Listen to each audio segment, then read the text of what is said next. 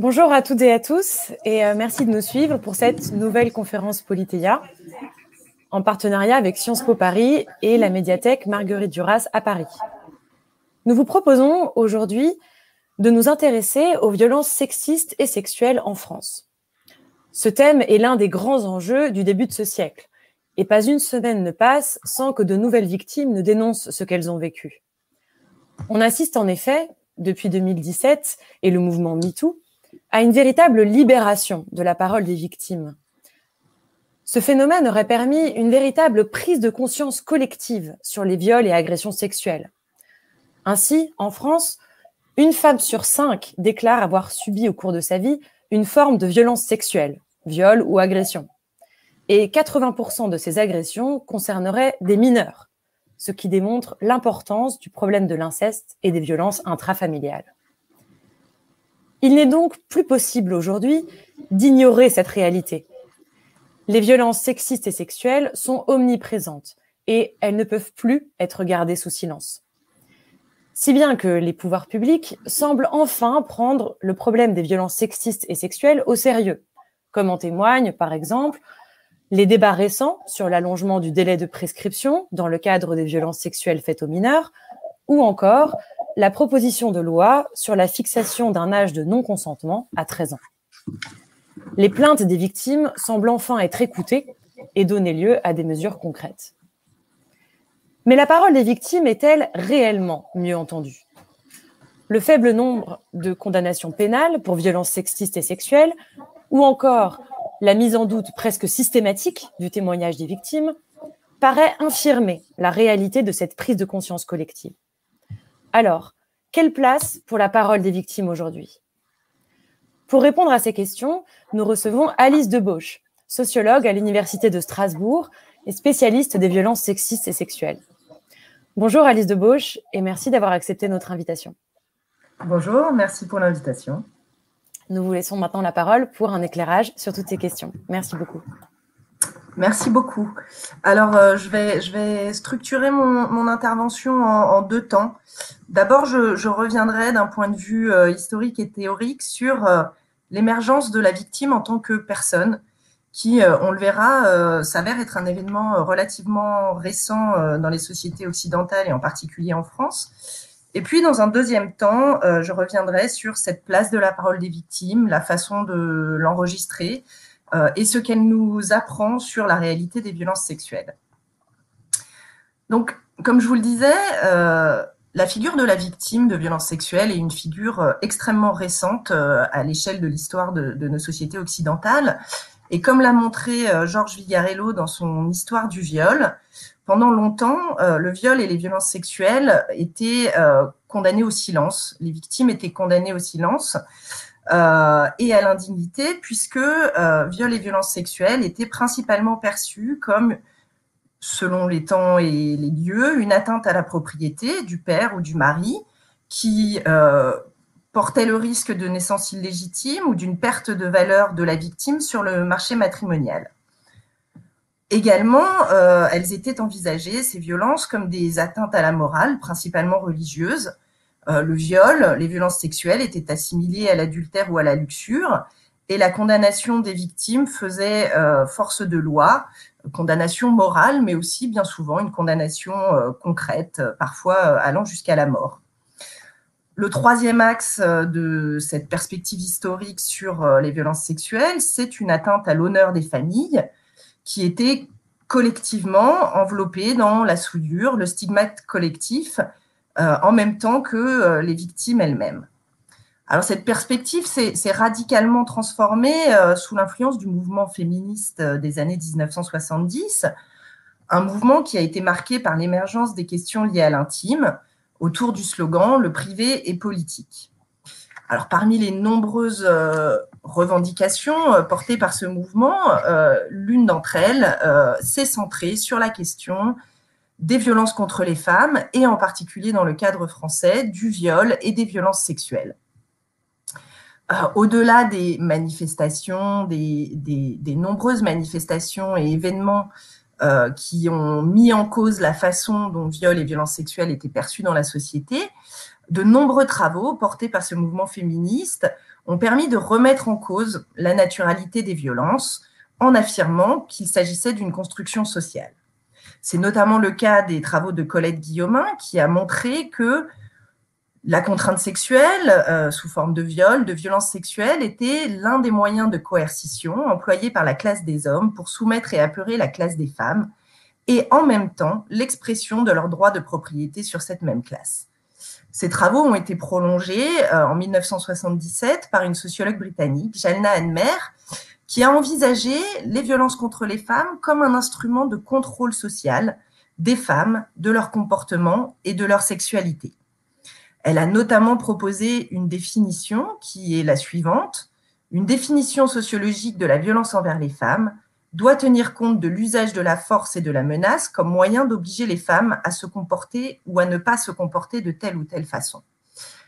L'intérêt de ces travaux a été de montrer que finalement, l'ensemble des femmes étaient concernées par l'existence des violences sexuelles, certaines en étant proprement victimes, mais les autres aussi dans la mesure où cette menace constamment mise en avant, qui pesait sur elles d'être victimes de viols et de violences sexuelles, contribuait à façonner leur comportement.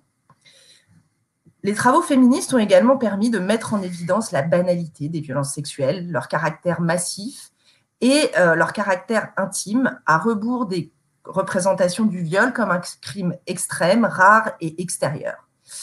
Un des apports extrêmement importants, majeurs de ces travaux a été la notion de continuum des violences forgée par une autre sociologue britannique, Liz Kelly, qui nous permet d'envisager dans un même mouvement les faits les plus diffus, les plus banaux, tels que les plaisanteries, les regards, les sifflements dans la rue, et en même temps les formes les plus graves des violences, en particulier le viol et les agressions sexuelles. Alors l'ensemble de ces travaux ont trouvé une concrétisation directe en France par l'adoption de la loi sur le viol de 1980. Comme je vous l'ai dit, le mouvement féministe des années 1970 en France avait porté de nombreuses revendications autour de la façon dont les viols étaient pris en charge par les institutions policières et judiciaires, et en particulier remettait en cause le très faible nombre de condamnations. Parmi les grands moments de ces mobilisations, on trouve notamment le procès d'Aix, porté par l'association Choisir et l'avocate Gisèle Halimi, qui entendait faire le procès de cette prise en charge extrêmement problématique du viol. Ces revendications ont été entendues par les législateurs et ont conduit à l'adoption d'une nouvelle loi sur le viol en 1980 qui précise la définition, puisque jusqu'en 1980, le viol était défini par une jurisprudence extrêmement ancienne qui le définissait comme un coït illicite avec une femme qu'on sait ne point consentir.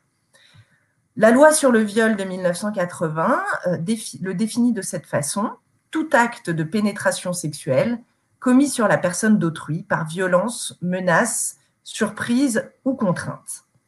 Alors, cette loi apporte énormément de choses. D'abord, elle dénaturalise le sexe des victimes, puisqu'auparavant, seules les femmes pouvaient être envisagées comme victimes de viol. Elle permet de qualifier, d'écrire les conditions de l'absence du consentement. Auparavant, on évoque une femme qu'on sait ne point consentir, ce qui laisse énormément de flou et permettait à de nombreux avocats de plaider la bonne foi de leurs clients. Ils pensaient que la victime était consentante.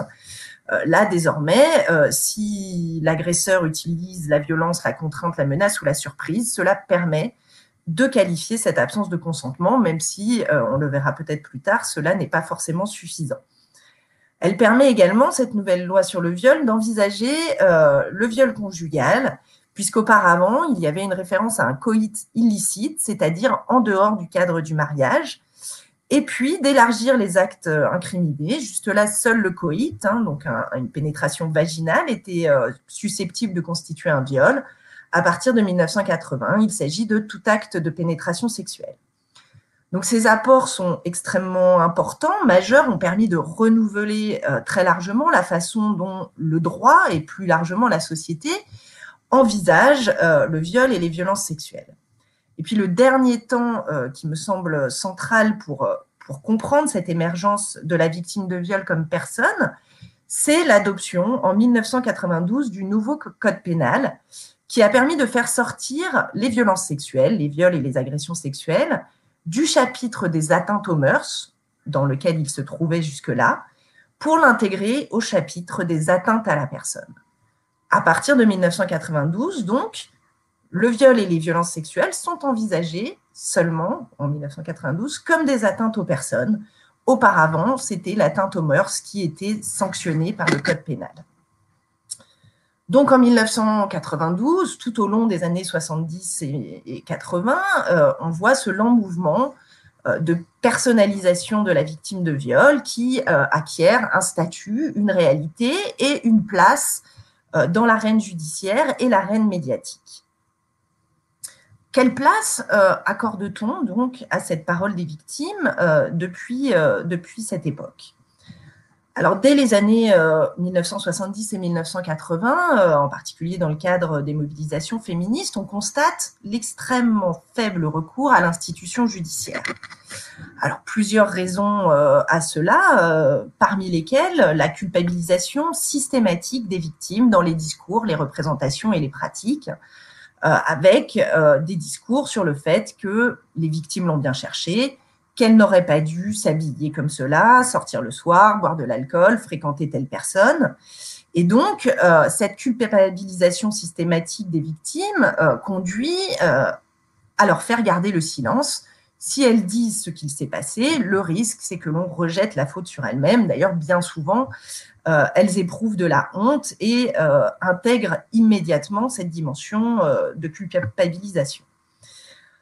Du côté des pratiques, on observe de très nombreux refus de plainte de la part de la police qui refuse les plaintes, force les plaignantes à déposer des mains courantes plutôt que des plaintes réelles. Et puis, du côté de l'institution judiciaire, de très nombreuses déqualifications, c'est-à-dire un processus qui consiste à transformer une plainte pour viol et à poursuivre les agresseurs pour des agressions sexuelles, donc à diminuer la qualification et les peines encourues. L'autre problème majeur qui conduit un grand nombre de victimes à ne pas porter plainte, c'est d'une certaine manière ce qu'on pourrait appeler le problème de la preuve. Il s'agit d'un crime sans témoin, bien souvent, sans preuve, c'est parole contre parole, et pour de nombreuses victimes, dans ce contexte, il est très peu probable qu'elles puissent être entendues et que leurs paroles trouvent une écoute. Malgré ce contexte, on observe à partir des années 80 une augmentation massive du nombre de plaintes pour viol ou agression sexuelle. En ce qui concerne les viols, on passe d'environ 500 au début des années 80 à plus de 10 000 par an à partir des années 2000. Alors, peut-on pour autant en déduire une augmentation des violences? Non, puisque ce que cette tendance permet d'envisager, c'est justement ce qu'on évoquait, le fait qu'un nombre croissant de victimes accèdent à la parole, se sentent autorisées à porter plainte et font des démarches concrètes. Comment est-ce qu'on peut envisager cela? Je l'ai dit, les plaintes sont extrêmement rares, à la fois en effectif et aussi en proportion. Dès les premières recherches sur ces questions, dans le courant des années 1970, on estime à uniquement, ça dépend des études et de leur façon, de leur méthodologie, on estime à entre 1 à 10% des viols ou des violences sexuelles qui donnent lieu à une plainte. L'autre élément important autour de ces plaintes, c'est qu'elles portent bien souvent sur des affaires anciennes, voire très anciennes. On sait désormais, grâce aux enquêtes sociodémographiques, que les victimes sont souvent très jeunes, cela a déjà été dit, et mettent longtemps à percevoir, à nommer, à dire les violences dont elles ont été victimes. On observe désormais que pour les victimes de violences dans l'enfance, elles mettent pour une moitié d'entre elles plus de 10 ans à en parler et pour près d'un quart plus de 20 ans. Ce qui pose très largement la question de la prescription sur laquelle nous reviendrons sans doute. Alors comment est-ce qu'on peut, dans ce contexte, dans un contexte où on sait que très peu de victimes portent plainte, comment est-ce qu'on peut arriver à mieux connaître les violences sexuelles, à mieux entendre la parole des victimes et à comprendre finalement de quoi on parle. Il s'agit, je l'ai dit, de violences invisibles. Il y a très peu de flagrants délits. On observe des signalements croissants de la part des services sociaux, mais qui restent encore rares. La connaissance des violences repose donc encore très largement sur la parole des victimes, par le biais d'une plainte, d'un contact avec une association d'aide aux victimes, des enquêtes sociodémographiques ou plus récemment d'une prise de parole sur les réseaux sociaux. La façon la plus scientifique, on dira, de mesurer les violences sexuelles et de les comprendre, de les connaître dans les détails, sont les enquêtes sociodémographiques qui, depuis 1992, avec l'enquête ACSF, la première enquête sur la sexualité des Français, pose des questions sur la survenue de violences sexuelles au cours de la vie des personnes interrogées. Donc, depuis 1992, on dispose d'estimations sur la proportion de victimes au cours de la vie, qui varient légèrement selon les enquêtes, mais se situent entre 15 à 20% pour les femmes et de l'ordre de 4 à 6% pour les hommes. Comment est-ce que fonctionnent ces enquêtes? Comment est-ce qu'on arrive à interroger les personnes autour des violences sexuelles qu'elles ont vécues? Un élément très important qu'il faut souligner, c'est qu'on n'interroge pas directement sur la survenue d'un viol ou d'une agression sexuelle, puisque finalement, chacun a une lecture assez subjective de ce qui est contenu dans le terme viol ou agression sexuelle. Très peu de gens connaissent la législation dans le détail. Et afin d'objectiver au mieux ce que l'on enregistre, on s'attache à décrire des actes, c'est-à-dire que l'on pose des questions sur le fait que les personnes ont été forcées à des rapports sexuels, que l'on leur a fait subir des attouchements du sexe, que l'on les a forcés à en faire, qu'on leur a imposé d'autres actes sexuels.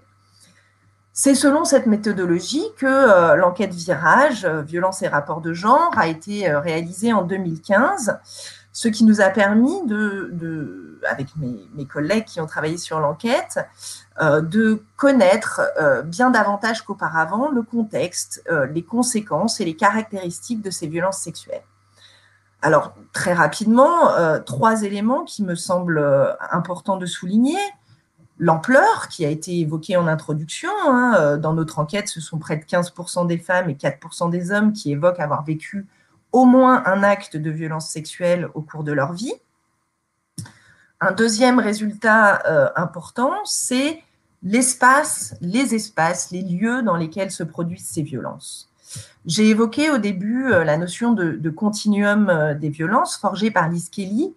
C'est très clairement ce que l'on observe du côté des femmes. Les femmes sont très fréquemment victimes dans le cadre de la famille et de l'entourage proche, mais aussi des espaces publics.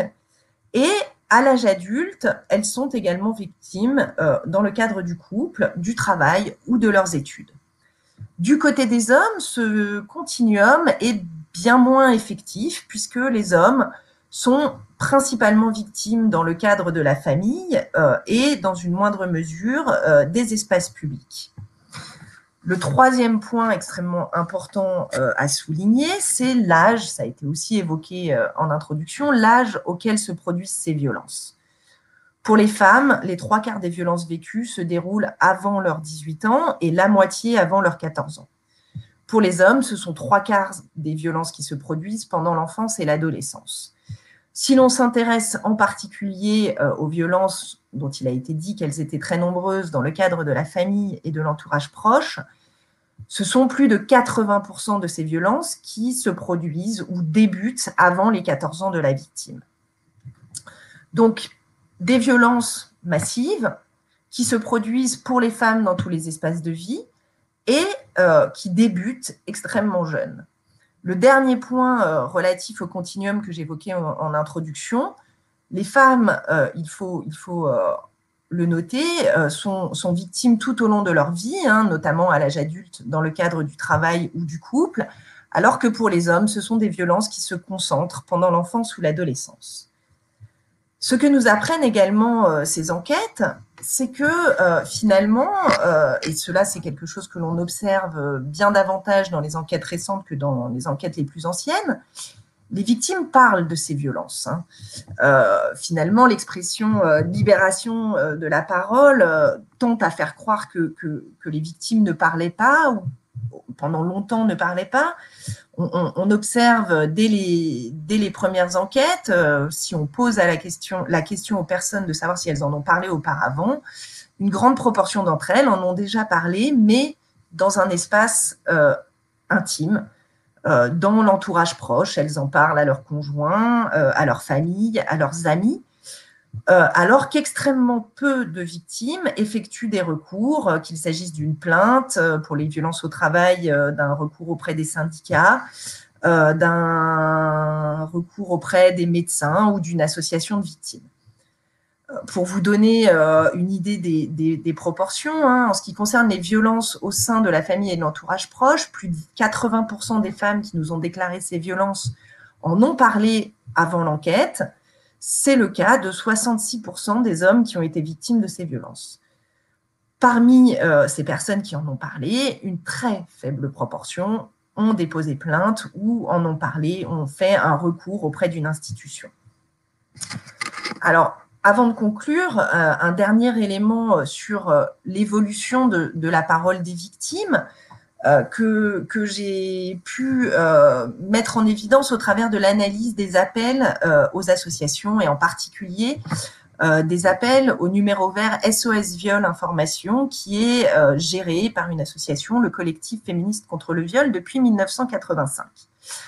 Donc, dans mes recherches, j'ai analysé l'ensemble des appels reçus et j'ai pu montrer que, à la suite de chaque affaire médiatisée, de chaque témoignage public et notamment de chaque témoignage en prime time dans des émissions de télévision, à l'époque où il y avait encore peu de chaînes, donc dans le courant des années 80 et 90, dans les jours et les semaines qui suivaient, on observait une hausse extrêmement importante des appels.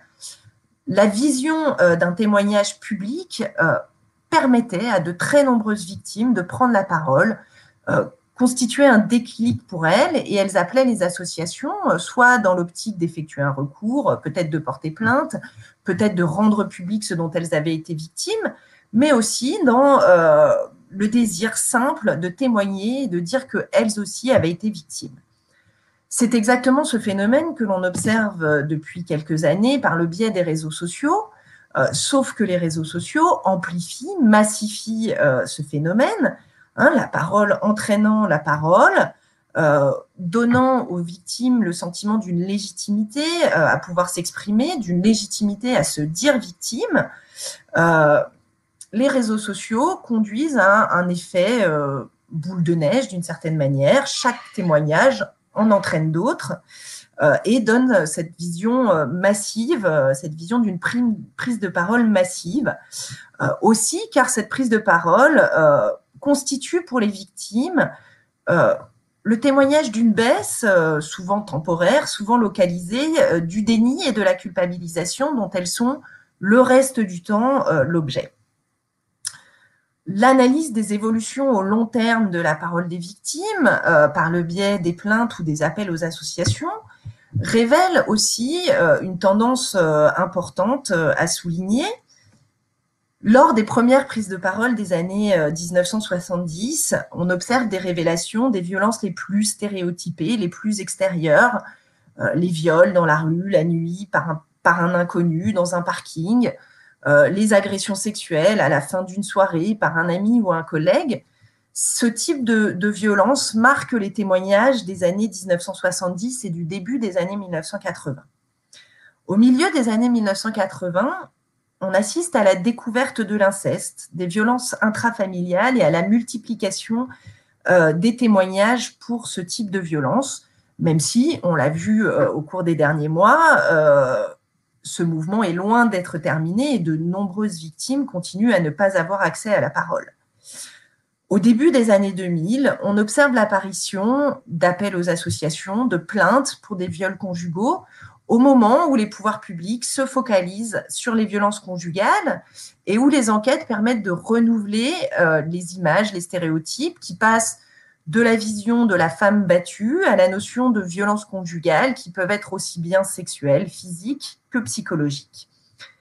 Ce que nous montrent ces éléments, c'est que la parole des victimes, depuis le début des années 1970, suit un lent mouvement de révélation, de publicisation, d'émergence, qui explique l'augmentation des appels aux associations, des plaintes, qui explique l'entrée croissante de ces violences dans le débat public, une baisse de la tolérance, une augmentation de la disciplité de ces violences. Ce que cela nous montre aussi, c'est qu'il faut tenir compte de l'ampleur que nous révèlent les enquêtes, que nous révèlent les statistiques, l'ampleur, le caractère massif de ces violences pour être en capacité de voir, d'entendre cette réalité qui, bien qu'elle ait commencé à être soulevée il y a maintenant plus de 40 ans, continue à déranger et à faire l'objet d'une remise en cause souvent très importante. Je vous remercie. Merci beaucoup Alice Debauche pour ces éclairages très riches et sur lesquels nous allons avoir l'occasion de discuter, de revenir. Alors, j'ai une première question qui me vient immédiatement, c'est vous avez insisté sur cette notion de continuum, donc des violences sexistes et sexuelles. Mais il est vrai qu'au cours de votre présentation, vous avez surtout parlé de violences sexuelles. Alors, je pense qu'on peut demander en quoi ces violences sexuelles seraient liées peut-être à des violences sexistes. En d'autres termes, interroger ce « et », violences sexistes et sexuelles. Pour reformuler peut-être cette question, est-ce que les violences sexuelles ont toujours un fondement sexiste, un fondement misogyne, peut-être? Et peut-être que ça peut nous amener à nous interroger sur le concept de patriarcat, sur lequel peut-être vous pouvez nous éclairer quelque peu. Merci. Alors, effectivement, ce continuum des violences sexistes et sexuelles, je l'ai évoqué parce qu'il a été mis en évidence au début des années 1980 par cette sociologue Liz Kelly, et c'est un concept extrêmement utile pour travailler ces différentes formes de violence. Alors, c'est vrai que dans mon intervention, je me suis centrée sur les viols et les agressions sexuelles, en particulier parce que ce sont ceux qui font l'objet du plus grand nombre et de la plus grande diversité d'enregistrements. On les connaît par le biais des enquêtes sociodémographiques, des plaintes, des appels, alors que finalement, ce que l'on qualifie de violences sexistes sont des violences bien plus diffuses, bien plus banales, mais qu'il est aussi beaucoup plus difficile de qualifier, d'enregistrer, et qui d'ailleurs, pour un grand nombre d'entre elles, ne sont pas des violences pénalisées par la loi. La plaisanterie graveleuse dans un dîner de famille ne fait pas l'objet ne tombe pas sous le coup de la loi, même si elle tombe désormais sous le coup de la loi si elle est commise dans l'enceinte du travail et qu'elle contribue à constituer ce que l'on appelle un climat de harcèlement sexuel et à mettre mal à l'aise les femmes et parfois les hommes qui travaillent dans ces contextes. Donc, la loi, de plus en plus, essaye de se tenir compte de ces formes de violence, mais on les connaît moins bien. Ceci dit, on observe, par exemple dans l'enquête Virage, on enregistre les différentes formes de violence vécues par les hommes et les femmes dans les espaces publics au cours des 12 derniers mois. Et parmi les questions que l'on a posées, on a posé la question des regards insistants, des propositions sexuelles insistantes dans la rue, des sifflements, de tous ces actes dont je disais qu'ils sont souvent difficiles à qualifier, mais que dont beaucoup de femmes, notamment de jeunes femmes, ont fait l'expérience dans leurs déplacements quotidiens. Ce que l'on observe, c'est que ce sont des comportements qui concernent un très grand nombre de femmes, environ 15% de l'ensemble des personnes, de l'ensemble des femmes que l'on a interrogées nous déclarent ce type de violence. C'est le cas d'une bien plus grande proportion des femmes les plus jeunes, des 20-29 ans. Ce que l'on observe aussi, c'est que ces violences, ces actes, accompagnent systématiquement les actes plus graves, le fait d'être suivi avec insistance dans la rue, de subir des attouchements non désirés, des contacts, des mains aux fesses, des baisers forcés. Donc, que finalement, même si bien souvent, on va s'en tenir là, on est confronté à ces actes dans l'espace public sans nécessairement être confronté à des actes plus graves. Par contre, quand on prend les choses dans l'autre sens, les femmes qui nous déclarent avoir vécu des actes plus graves nous déclarent toujours ce type de violence de basse intensité, moins grave. Merci beaucoup. Alors, dans la continuité de cette question, est-ce qu'on entend parfois parler ou employer l'expression de culture du viol? Alors, est-ce que vous pouvez nous éclairer un peu sur cette expression qu'on entend couramment dans les médias ou dans les discussions et qui n'est pas toujours très claire? Est-ce que vous pouvez nous expliquer un petit peu, nous définir cette expression et nous dire si elle vous paraît appropriée pour définir notre type de société? Oui, alors c'est très bien parce que ça va me permettre de répondre à l'autre moitié de votre première question que j'avais finalement un peu éludée, aussi histoire de faire un peu court sur le fondement sexiste des violences sexuelles.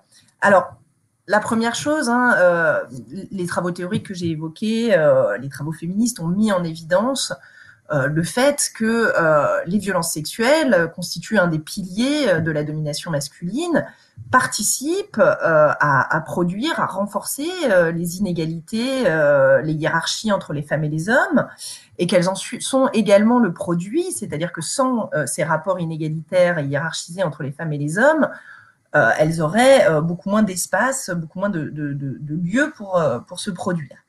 Donc, les violences sexuelles, les violences contre les femmes reposent sur les inégalités de genre, sur le fonctionnement sexiste de la société. Cependant, ce n'est pas l'unique dimension, puisque ce qui est fondamental dans la plupart de ces violences, et en particulier dans le viol, c'est la dimension de domination.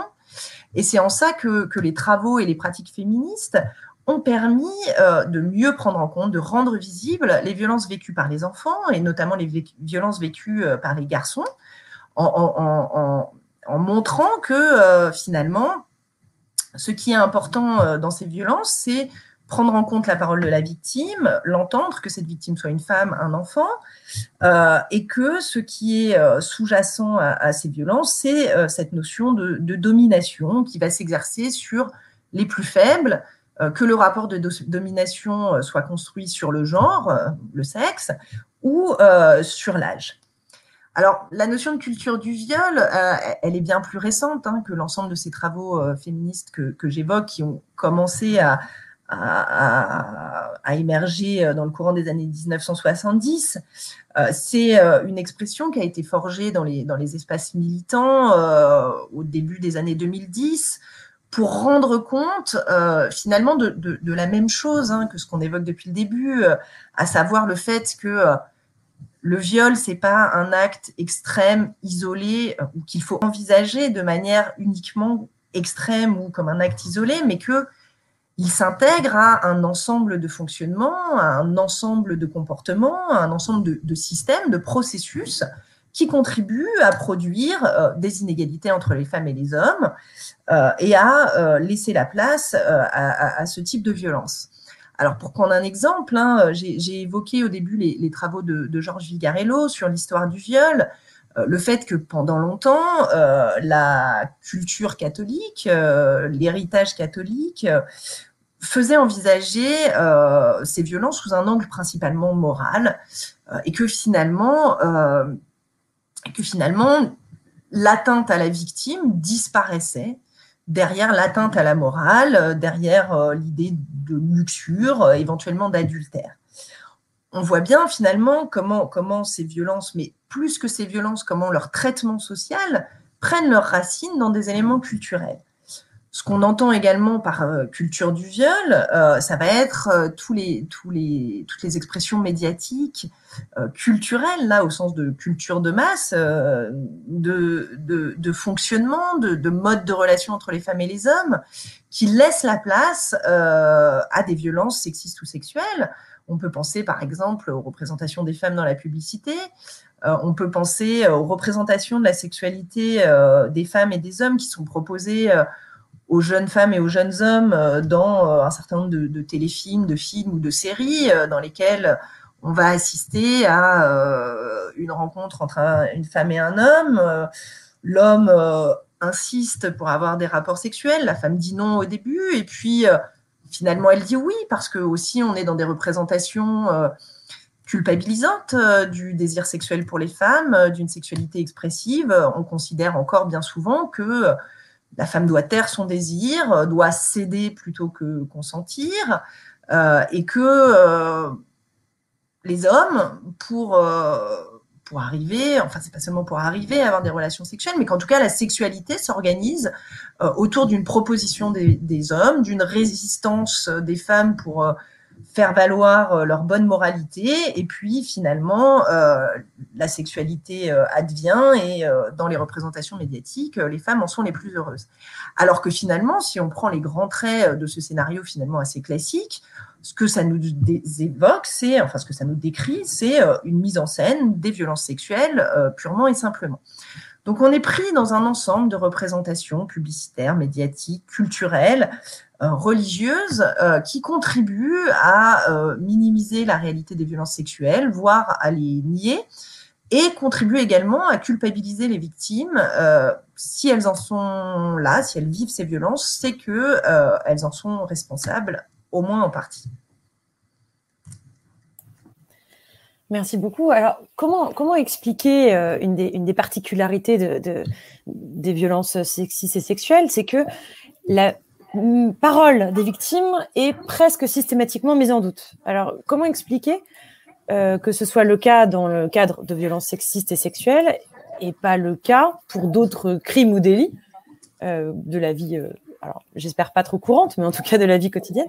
Comment expliquer cette spécificité justement de la mise en doute de la parole des victimes de violences sexistes et sexuelles?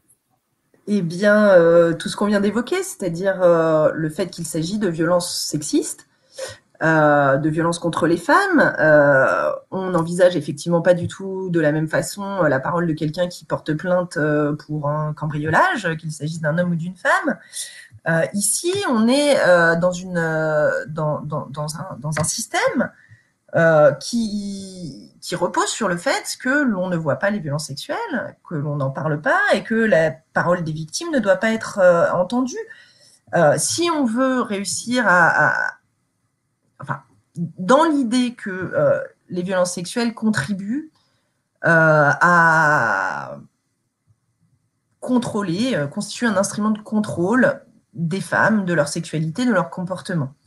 Si on accorde du crédit à la parole des victimes, on perd complètement ce caractère de contrôle social des violences. Par ailleurs, entendre la parole des victimes, c'est aussi admettre que il y a des agresseurs, de nombreux agresseurs. Entendre la parole des victimes, ça conduit, ou ça devrait conduire à sanctionner les agresseurs, à reconnaître que dans les enquêtes, 95 à 100%, à 99% des agresseurs sont des hommes.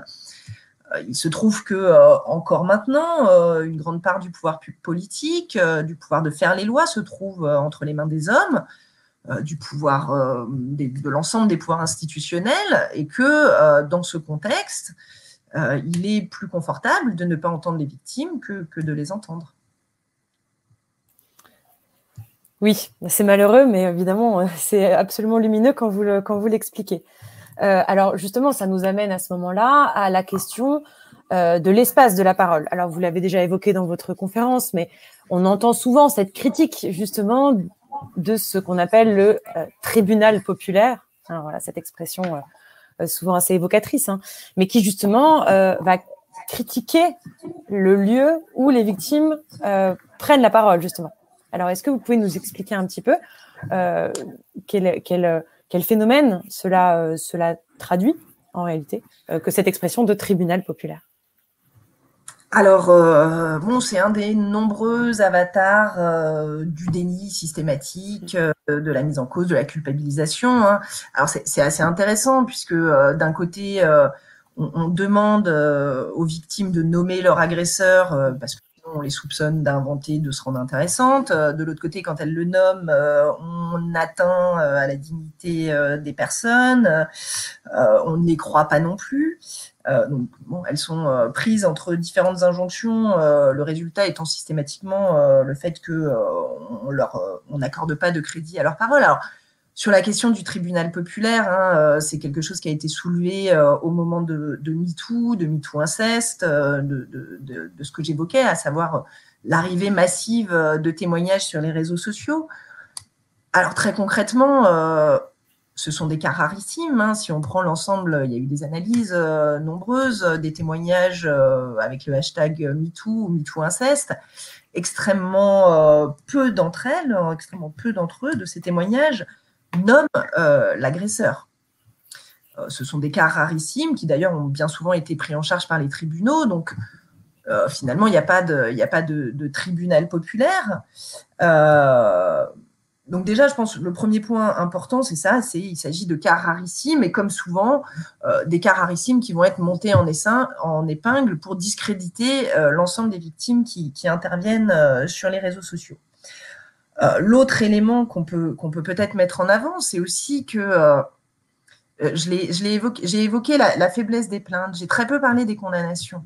Ceci dit, pourquoi un autre élément qui explique la prise de parole massive des victimes par d'autres biais que la plainte ou le recours judiciaire, c'est aussi que ces recours ont extrêmement peu de chances d'aboutir.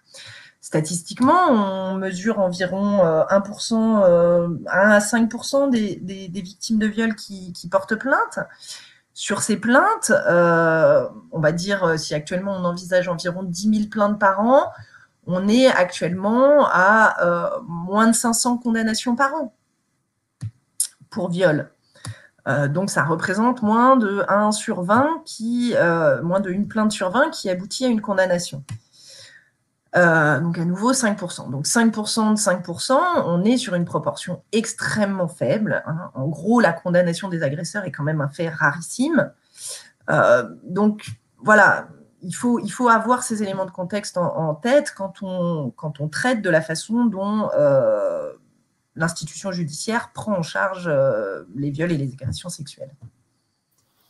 Alors, ça nous amène aussi à la question qu'on entend souvent quand justement il y a une prise de parole. Alors, ça s'est encore produit très récemment avec les accusations contre Patrick Poivre d'Arvor. Mais on entend systématiquement, il ne faut pas en parler comme d'un agresseur en raison de la présomption d'innocence.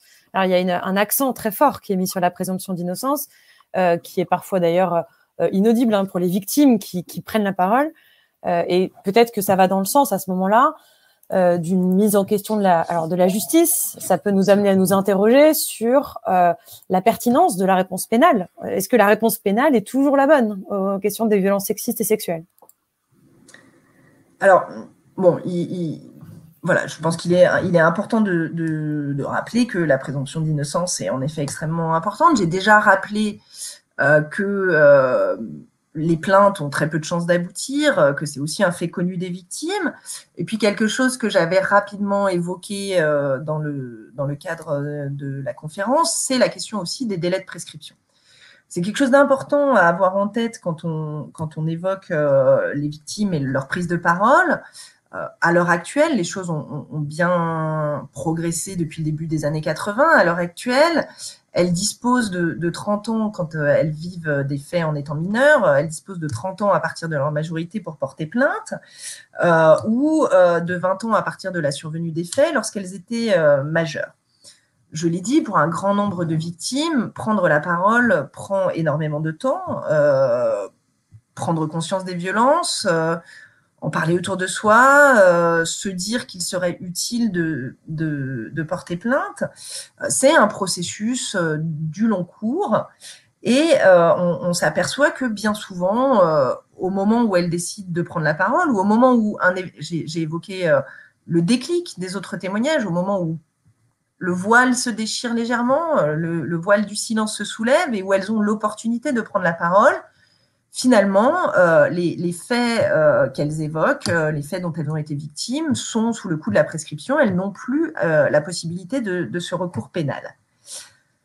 Dans ce contexte, il faut envisager la nécessaire parole de ces victimes, le besoin qu'elles ont d'être entendues, et faire la part des choses entre l'objectif de pénalisation, la fonction du procès pénal qui est de condamner un agresseur, et de l'autre côté, ce que nous montrent ces témoignages, cette prise de parole massive, à savoir le besoin d'être entendu, d'être reconnu, de mettre fin à cette culpabilisation qui marque énormément les victimes. Hein.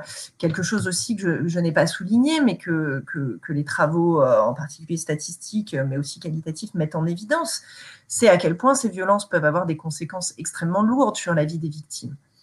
Lorsque l'on observe les violences vécues dans l'enfance, dans la famille ou l'entourage proche, ce sont des violences qui sont très, très systématiquement associées à des problèmes de santé mentale à l'âge adulte, à des conduites à risque à l'adolescence, à des tentatives de suicide, et donc, pour un certain nombre d'entre elles, à des morts prématurées, par abus de substances, de drogue, par suicide, par accident de voiture. Donc, c'est quand même, voilà, c'est aussi quelque chose qu'il faut avoir en tête quand on pense aux agresseurs et à effectivement les difficultés que certains peuvent avoir à être jetés en pâture dans l'arène médiatique. Mais encore une fois, il s'agit d'un phénomène extrêmement rare. Et finalement, plus que la parole des victimes, on peut aussi s'interroger sur le fonctionnement médiatique. On les rend visibles aussi parce qu'elles sont connues et les médias raffolent de ce genre d'affaires. C'est bien moins la parole des victimes qui rend ces violences visibles que le fonctionnement médiatique. Donc finalement, prendre en compte le besoin de reconnaissance des victimes, le besoin de prise en charge bien souvent, qui n'est pas du même ordre que la réponse pénale, dont l'objectif est de condamner les agresseurs. Et effectivement, dans cette perspective, il faut, en tout cas il me semble important, de réfléchir à des processus infrapénaux, à d'autres espaces de reconnaissance des victimes institutionnalisés, puisqu'on critique le caractère non institutionnel des réseaux sociaux, mais qui sont des choses qui existent, qui ont déjà été mises en place dès la fin des années 1980 par les associations d'aide aux victimes, qui vont leur fournir des espaces de parole, des groupes de parole, qui vont les inciter à révéler les violences vécues aux agresseurs, à en faire part dans leur famille, indépendamment d'une plainte qui est pensée comme un autre événement, une autre démarche, dont la finalité est différente. Merci. Alors, jusqu'à présent, on a énormément parlé de que faire quand les violences sexistes et sexuelles se sont produites. Alors, vaste question. Comment peut-être enrayer, empêcher ces violences sexistes et sexuelles? Alors, je sais que c'est une vaste question à laquelle il n'est pas facile de répondre, mais peut-être qu'il faudrait aussi réfléchir en amont du déroulement de ces violences. Est-ce que vous avez des pistes, des suggestions en tant que spécialiste, des idées peut-être de mesures concrètes qui pourraient lutter contre ces phénomènes? Alors, on l'a finalement largement évoqué au début de notre échange, hein, le fondement sexiste, l'ancrage dans la domination masculine, les représentations culturelles, médiatiques qui contribuent à autoriser, à légitimer ces violences. Tout ça, ça a été évoqué. Donc, alors, la réponse évidente, mais qui pour autant est loin de donner des éléments concrets, c'est voilà, si on accepte que les violences sexuelles et sexistes sont ancrées dans les inégalités entre les femmes et les hommes, une révolution féministe, la fin des inégalités serait une réponse évidente, mais voilà, peu susceptible d'être mise en œuvre immédiatement. Mais pour en revenir bien plus concrètement à ce que l'on a pu dire sur ces représentations culturelles, déjà peut-être travailler, réfléchir à ce que l'on produit comme produit culturel, comme production culturelle, les films, les jeux vidéo, la publicité. Réfléchir à ce que ça produit comme effet sur les plus jeunes, sur les enfants, qu'est-ce que cela leur donne à voir du monde, des rapports entre femmes et hommes, de la sexualité. Donc ça, je pense que c'est un élément extrêmement important. Et toujours dans le même ordre d'idée, si on veut envisager les choses en amont, travailler auprès des plus jeunes pour leur donner des clés, apprendre aux filles qu'elles sont en capacité d'exprimer leurs désirs, qu'elles ne doivent pas être soumises, attendre l'expression du désir masculin, en dépendre, apprendre aux garçons que on ne force pas, on n'insiste pas, que les échanges amoureux et sexuels sont fondés sur la réciprocité, le désir mutuel, apprendre aussi les limites, ce qui est acceptable, ce qui n'est pas acceptable, apprendre la loi tout bonnement, donc de l'éducation sexuelle, non sexiste, je pense dès le plus jeune âge, serait extrêmement important pour enrayer, limiter en tout cas ce type de violence. Merci. Et puis une dernière question pour conclure, une question qu'on pose à chaque fois chez Politeia. Quelle est votre position en tant que chercheuse? Comment est-ce que vous envisagez votre propre rôle? Alors évidemment, cette question est posée dans le cadre d'une polémique sur l'islamo-gauchisme, par exemple, sur laquelle vous pouvez revenir si vous le souhaitez. Mais en tout cas, comment vous envisagez votre positionnement en tant que chercheuse? Est-ce que vous vous considérez comme étant peut-être extérieure à votre objet ou au contraire partie prenante, voire militante? Voilà. Comment est-ce que vous envisagez votre travail et votre mission, finalement? Alors, j'ai un ancrage qui n'est pas militant, qui est scientifique, en sociologie féministe. Donc, voilà, il s'agit d'un parti pris scientifique. Sur l'ancrage, le rapport à l'objet, il paraît qu'il est de bon ton pour les sociologues d'être dans une forme de neutralité. Il y a des débats récents, y compris au sein de la discipline. Ce qui me semble essentiel, c'est effectivement de se positionner. C'est d'ailleurs quelque chose que les théoriciennes féministes ont apporté au travers de l'épistémologie du point de vue, du savoir situé, dire d'où on parle pour expliciter ce dont on parle et la façon dont on l'appréhende.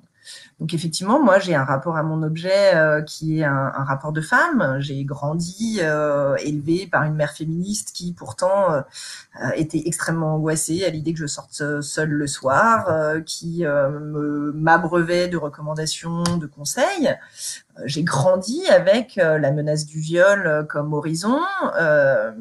En cela, je pense comme toutes les femmes, j'ai une expérience concrète réel du phénomène des violences sexuelles. J'ai été exposée au harcèlement sexiste dans la rue en tant que jeune parisienne.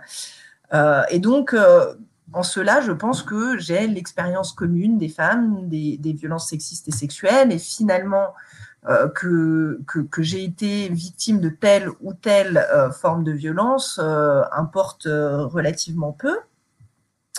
Voilà, donc un ancrage féministe et un rapport à l'objet qui est un rapport d'expérience concrète, comme toutes les femmes ont une expérience concrète de ces violences. Est-ce qu'il y a une répartition sociologique peut-être caractéristique des violences sexistes et sexuelles? Alors, je précise ma question, c'est qu'on entend souvent dire que les violences sexistes et sexuelles concerneraient les catégories socioprofessionnelles peut-être plus défavorisées, sauf exception, qui seraient les notables et les hommes politiques. Bon, voilà, et les célébrités. Alors, est-ce que vous pouvez nous corriger un petit peu cet imaginaire justement populaire et nous donner des clés plus objectives? Alors, le premier point, le point fondamental, c'est que dans tous les travaux statistiques, donc sur ces déclarations en population générale, c'est ça qu'il est important de voir, c'est qu'on interroge tout le monde, on interroge des échantillons représentatifs de la population française. On n'observe pas d'écart de déclaration selon les milieux sociaux d'origine ou selon les milieux sociaux d'appartenance des personnes. Autrement dit, pour les violences dans l'enfance, on n'a pas de différence selon les milieux sociaux. Pour les violences à l'âge adulte, on n'a pas de différence selon les milieux sociaux. Donc ça, c'est le cadre fondamental à avoir en tête. Après, ce qui est intéressant, c'est justement d'analyser ces représentations.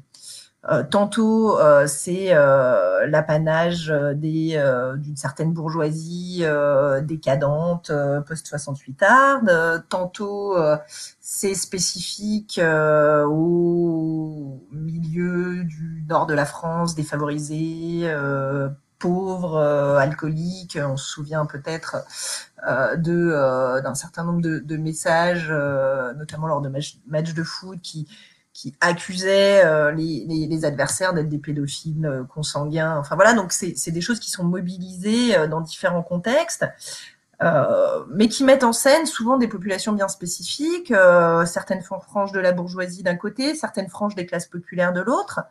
Ce qu'elles ont en commun, ces représentations, c'est de renvoyer les violences sexuelles à l'extérieur de soi. On ne fait pas partie de ces milieux-là, qu'ils soient du côté haut ou du côté bas de l'échelle sociale. Et c'est ça qui est intéressant, c'est-à-dire de noter. C'est-à-dire que finalement, ce que les discours, les représentations cherchent systématiquement à faire, c'est à renvoyer les violences sexuelles à l'extérieur de nous-mêmes, et ce qui nous permet de ne pas nous interroger sur nos propres milieux sociaux. Et quelque chose qu'il faut aussi noter, qu'il est intéressant de noter, c'est que finalement, si on observe tout ce qui se passe depuis les années 1970, on arrive à peu près à désormais accorder une forme de crédit à la parole des victimes. Alors, c'est pas systématique, il reste des grands mécanismes de déni, de culpabilisation, mais on a quand même une forme de consensus sur le fait qu'il y a réellement des violences sexuelles et qu'il y a réellement des victimes de violences sexuelles. Le pas qui n'a pas encore été passé, c'est le corollaire, à savoir que s'il y a des victimes, il y a des agresseurs.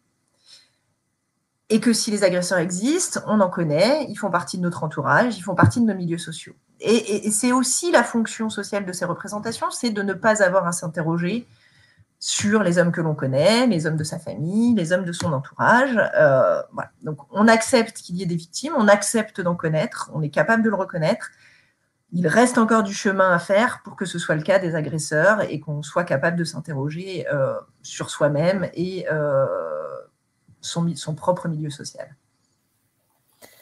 Merci beaucoup Alice Debauche pour tous ces éclairages qui donnent beaucoup à penser, en tout cas et beaucoup peut-être à faire, ça c'est sûr. En tout cas, encore merci d'avoir accepté notre invitation. On rappelle que dans 2 jours, le 8 mars, c'est la journée pour le droit des femmes, hein, et non pas la journée de la femme. Donc, évitez d'offrir des fers à repasser aux femmes de votre entourage. Peut-être privilégier justement la prise en compte de leurs paroles et de la défense de leurs droits. En tout cas, merci tout le monde, à tous, de nous avoir écoutés, de nous avoir suivis. Alice Debauche, on vous laisse peut-être le mot de la fin si vous souhaitez, rajouter une dernière injonction peut-être, une dernière mise en garde. Non, tout dépend de l'usage qu'on fait du fer à repasser. Alors, très bien. Non, plaisanterie passée, merci encore pour l'invitation et pour cette conférence. Merci à vous. Et puis, donc, on gardera en tête qu'on va tous utiliser nos fers à repasser différemment au XXIe siècle qu'au XXe et que peut-être ça nous ouvre des perspectives d'action. Merci encore et puis à très bientôt sur Politeia. On vous donne rendez-vous le 10 avril pour une conférence sur l'école républicaine. Merci, au revoir.